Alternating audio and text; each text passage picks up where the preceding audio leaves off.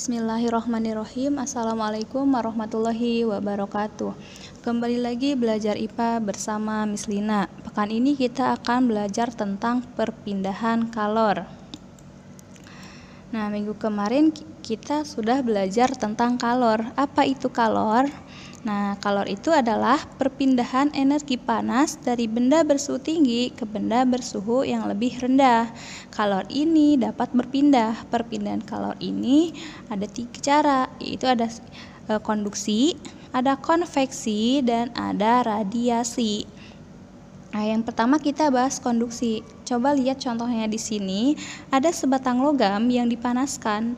Kemudian panasnya itu akan berpindah menuju ke atas. Nah, ini itu salah satu contoh dari konduksi. Apa itu konduksi? Konduksi itu adalah perpindahan panas melalui bahan tanpa disertai dengan perpindahan partikel-partikel penyusun bahan tersebut.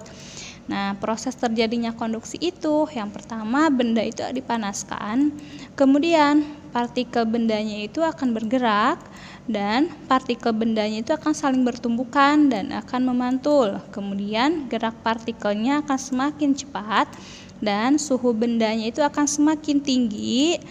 Terakhir, partikel bendanya itu tidak berpindah. Nah, di sini ada konduktor dan isolator. Konduktor itu apa? Konduktor itu adalah bahan yang dapat menghantarkan panas dengan baik, sedangkan isolator adalah bahan yang dapat menghantarkan panas dengan buruk. Contoh dari konduktor itu adalah aluminium, sedangkan contoh dari isolator adalah kayu. Jadi kayu ini adalah bahan yang menghantarkan panasnya dengan buruk, tidak sebaik aluminium. Jadi kalau kayu itu menghantarkan panasnya lama. Coba perhatikan gambar di bawah ini. Ketika kalian mendidihkan air, nah yang dulu panas itu yang bawah apa yang atas? Yang bawah ya, yang dekat air, yang dekat apinya.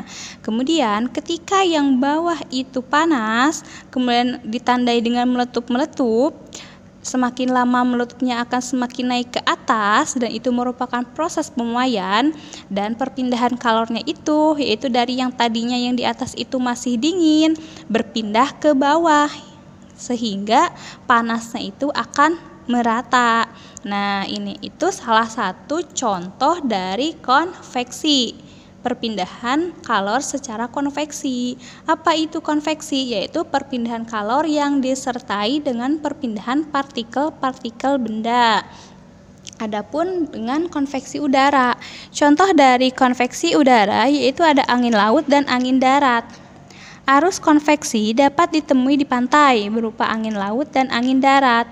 Pada waktu siang hari, daratan akan lebih cepat panas daripada lautan. Ini pada siang hari, daratan itu lebih panas dibanding dengan lautan. Udara di atas daratan ikut panas dan bergerak naik, diganti dengan udara dari lautan. Jadi udara yang di daratan ini lebih panas akan naik dan diganti dengan udara dari lautan yang lebih dingin. Sehingga ini dinamakan dengan angin laut. Nah, kemudian apabila pada malam hari daratan lebih cepat dingin daripada lautan, jadi di daratan ini lebih dingin dibanding lautan dan lautannya lebih hangat dibanding dengan daratan, sehingga sehingga udara di atas lautan ini yang lebih hangat ini akan bergerak naik dan diganti dengan udara dari daratan. Nah, daratan yang lebih dingin. Sehingga ini dinamakan dengan udara dari daratan atau angin darat. Ini angin laut pada siang hari dan pada malam hari angin darat. Nah, di sini ada perpindahan kalor. Apa nih contohnya ini? Kenapa pakaian basah bisa menjadi kering ketika dijemur? Nah, ketika matahari menyinari pakaian yang sedang dijemur, kemudian airnya itu akan menguap dan pakaiannya akan kering. Nih, ini itu salah satu contoh dari perpindahan kalor berupa radiasi. Nah, apa itu radiasi? Radiasi itu adalah perpindahan kalor tanpa memerlukan zat perantara atau medium. Nah, contoh lain, kenapa saat menjemur pakaian berwarna hitam lebih cepat kering dibanding pakaian berwarna putih?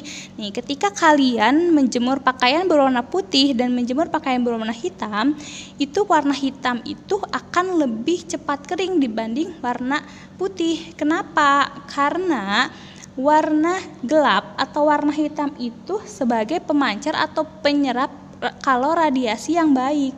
Tetapi kalau yang putih itu sebagai pemancar atau penyerap kalor radiasi yang buruk. Nah, ketika kalian keluar rumah menggunakan pakaian yang hitam, maka akan cepat panas atau cepat berkeringat gitu, karena pakaian hitam itu atau warna gelap itu akan menyerap kalor lebih banyak gitu dibanding dengan yang berwarna putih. Kalau kalian memakai baju warna putih di tengah hari, maka tidak akan terasa panas, tidak akan terasa sangat panas ketika kalian memakai warna hitam gitu. Akan ada perbedaan penyerapan kalornya. Nah, alhamdulillah sudah selesai. Semoga ilmunya sampai ke kalian dan berkah untuk kehidupan kalian ke depannya. Tugasnya untuk menghafal aja, tugasnya menghafal, mempelajari bab 4 ini, yaitu mulai dari suhu, pemuaian, dan kalor, karena minggu depannya kita akan ulangan. Selamat belajar anak-anak soleh dan soleha. Assalamualaikum warahmatullahi wabarakatuh.